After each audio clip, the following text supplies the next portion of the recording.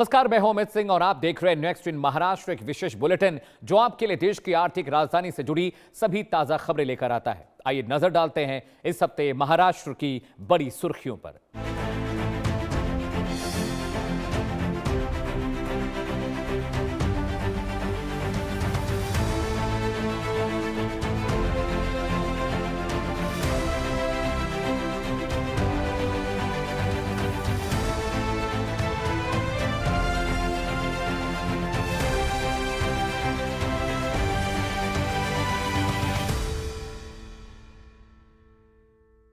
महाराष्ट्र सरकार ने किसानों को बड़ी राहत दी है।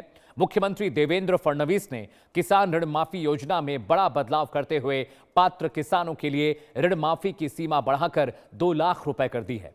खरीफ सीजन से पहले इस फैसले से लाखों किसानों को लाभ मिलने की उम्मीद है।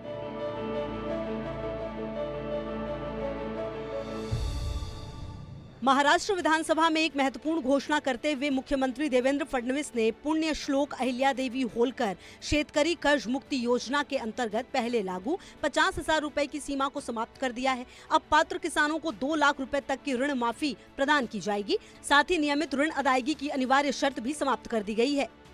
संशोधित योजना से राज्य के लगभग 56 लाख किसानों को लाभ मिलेगा। इस योजना पर राज्य सरकार लगभग 36,585 करोड़ रुपए व्यय करेगी। मुख्यमंत्री ने कहा कि जिन किसानों का बकाया ऋण 2 लाख रुपए से अधिक है, उन्हें भी 2 लाख रुपए तक की पूर्ण ऋण माफी का लाभ दिया जाएगा। प्राकृतिक आपदाओं से प्रभावित किसानों को अधिकतम सहायता उपलब्ध कराने के उद्देश्य से यह निर्णय लिया गया है।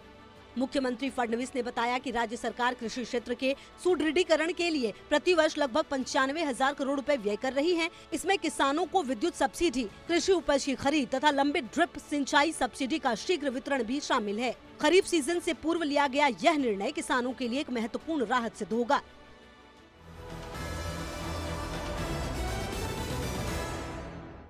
स्वप्न पूर्ति आवास योजना स्वच्छता कर्मियों के सम्मान और उनके जीवन स्तर को बेहतर बनाने की दिशा में महाराष्ट्र सरकार ने एक महत्वपूर्ण पहल की है।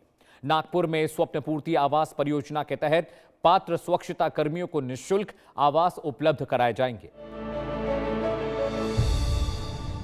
मुख्यमंत्री देवेंद्र फडणवीस तथा केंद्रीय मंत्री नितिन गडकरी ने नागपुर में स्वप्न पूर्ति आवास परियोजना का भूमि पूजन किया। प्रधानमंत्री आवास योजना 2.0 के अंतर्गत संचालित इस महत्वाकांक्षी परियोजना के माध्यम से नागपुर महानगर पालिका के स्वच्छता कर्मियों को निःशुल्क आवास उपलब्ध कराए जाएंगे। यह वर्ष 2019 में किए गए वादे को पूरा करने की दिशा में एक महत्वपूर्ण कदम है।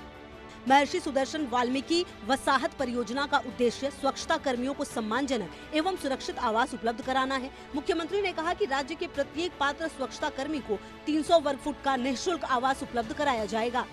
यह परियोजना न केवल स्वच्छता कर्मियों के आवास के सपने को साकार करेगी, बल्कि क्षेत्र में आधारभूत संरचना को भी सुदृढ़ बनाएगी। साथ ही राज्य सरकार ने संशोधित लाड पागे समिति के माध्यम से स्वच्छता कर्मियों के आश्रितों को रोजगार के अवसर उपलब्ध कराने का भी निर्णय लिया है। यह सम्मान विकास एवं समावेशी प्रगति की दिशा में एक महत्वपूर्ण पहल है।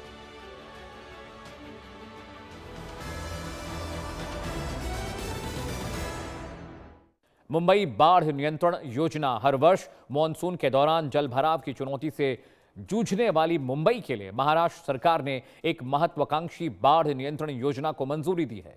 13,000 करोड़ रुपए की इस परियोजना का उद्देश्य मुंबई को अधिक सुरक्षित और जल भराव मुक्त बनाना है।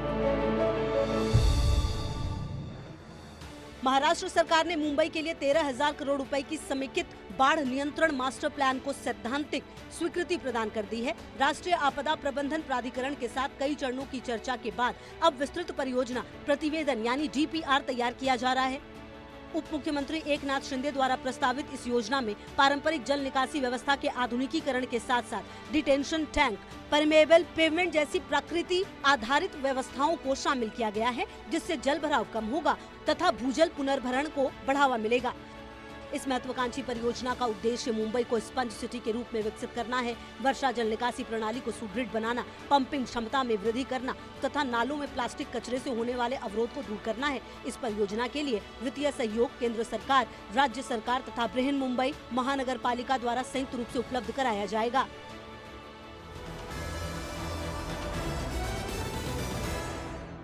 बोधगया दर्शन रेल यात्रा वरिष्ठ नागरिकों और श्रद्धालुओं की आस्था को नई ऊर्जा देने के उद्देश्य से महाराष्ट्र सरकार ने मुख्यमंत्री तीर्थ दर्शन योजना के अंतर्गत बोधगया दर्शन रेल यात्रा का शुभारंभ किया है।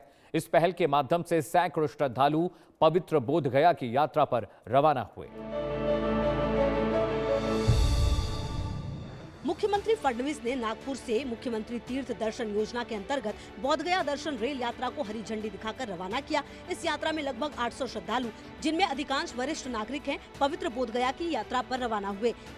यह योजना विशेष रूप से उन वरिष्ठ नागरिकों एवं श्रद्धालुओं के लिए तैयार की गई है जो लंबे समय से तीर्थ स्थलों के दर्शन करना चाहते थे, लेकिन विभिन्न कारणों से ऐसा नहीं कर सके। मुख्यमंत्री ने सभी यात्रियों के लिए सुरक्षित, सुखद एवं मंगलमय यात्रा की शुभकामनाएं दी। मुख्यमंत्री तीर्थ दर्शन योजना के अंतर्गत यह पहल राज्य सरकार की नागरिकों, विशेषकर वरिष्ठ नागरिकों की आध्यात्मिक आकांक्षाओं को पूरा करने तथा धार्मिक पर्यटन को प्रोत्साहित करने की प्रतिबद्धता को दर्शाती है।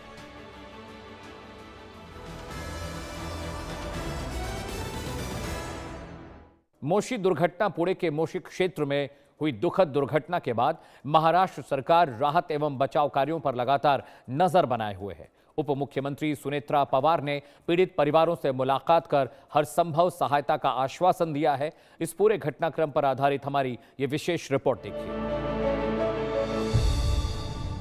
महाराष्ट्र की उप मुख्यमंत्री सुनेत्रा पवार ने मोशी कचरा डंपिंग स्थल पर हुई दुखद दुर्घटना पर गहरा शोक व्यक्त किया। उन्होंने मृतकों के परिजनों के प्रति संवेदना व्यक्त करते हुए कहा कि राज्य सरकार पूरे घटनाक्रम पर लगातार नजर बनाए हुए है। उप मुख्यमंत्री ने बताया कि दुर्घटना स्थल पर विषैली गैस एवं लगातार हो रही वर्षा के कारण राहत एवं बचाव कार्य में कठिनाइयों का सामना करना पड़ रहा है। उन्होंने कहा कि घटना वाले दिन ही सेना एवं एनडीआरएफ की टीमों को तैनात कर दिया गया था तथा वे स्वयं वीडियो कॉन्फ्रेंसिंग के माध्यम से राहत कार्यों की निरंतर समीक्षा कर रही है। पूरे मामले की जाँच जारी है।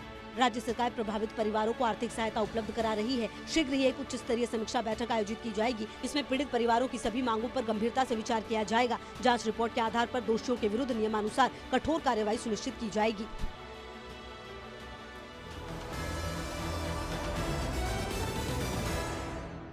तो यूं थी इस हफ्ते महाराष्ट्र की मुख्य और बड़ी खबरें। आप देख रहे हैं हमारा विशेष बुलेटिन नेक्स्ट इन महाराष्ट्र। देश और दुनिया की तमाम बड़ी खबरों के लिए आप बने रहिए इंडिया न्यूज के साथ।